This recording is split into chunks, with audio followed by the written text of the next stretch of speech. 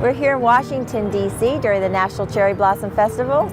Annually, the festival attracts about 1.5 million people. It's estimated from the visitors who attend the National Cherry Blossom Festival that they put in about $150 million worth of economic impact to this area.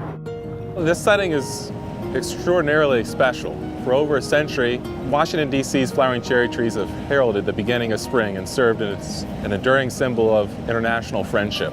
This is a time of year when we have people coming focused on a natural resource. These trees are greatly valued because they're a wonderful symbol of friendship between nations. The original trees were a gift from Japan in 1912. Now, cherry tree dates vary from year to year, but the long-term trend shows earlier and earlier blooming. Here in Washington, D.C., weather station measurements since 1946 show a statistically significant temperature increase of 1.6 degrees Celsius per century, double the global rate. In flowering trees, heat breaks winter dormancy, so earlier cherry blooming is consistent with heating caused by climate change.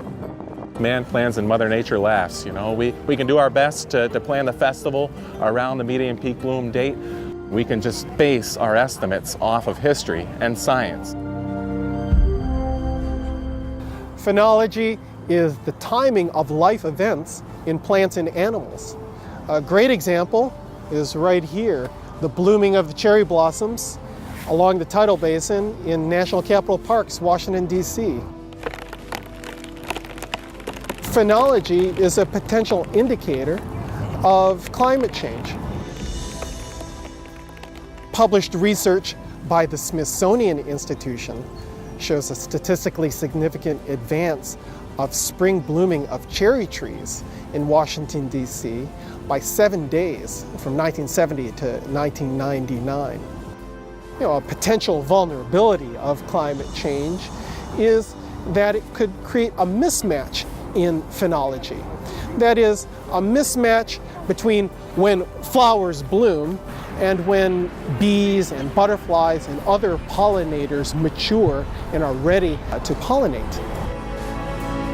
Published scientific research shows that if we don't reduce our emissions from cars, power plants, and deforestation, additional warming could advance spring blooming by another week to month by the end of the 21st century.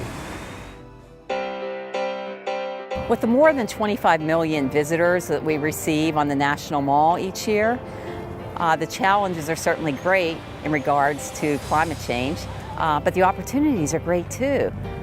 It's our hope as visitors come and enjoy this wonderful area, and specifically these trees, that they will have a sense of stewardship, want to help the National Park Service protect our treasures. When visitors choose to bike or to walk or to use our recycling containers, they make a real difference in helping to reduce our greenhouse gas emissions. When people leave this area, they can carry that message with them too, so we can have a wonderful ripple effect of instilling a sense of concern for the environment and stewardship.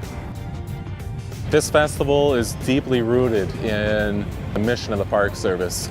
We have culture and history on display before our eyes. These are relics, these are cultural icons, and we have to do our best as visitors, as rangers, as Americans, as international guests to make sure that we take care of our resources so that future generations can experience the same events we have an opportunity to enjoy today.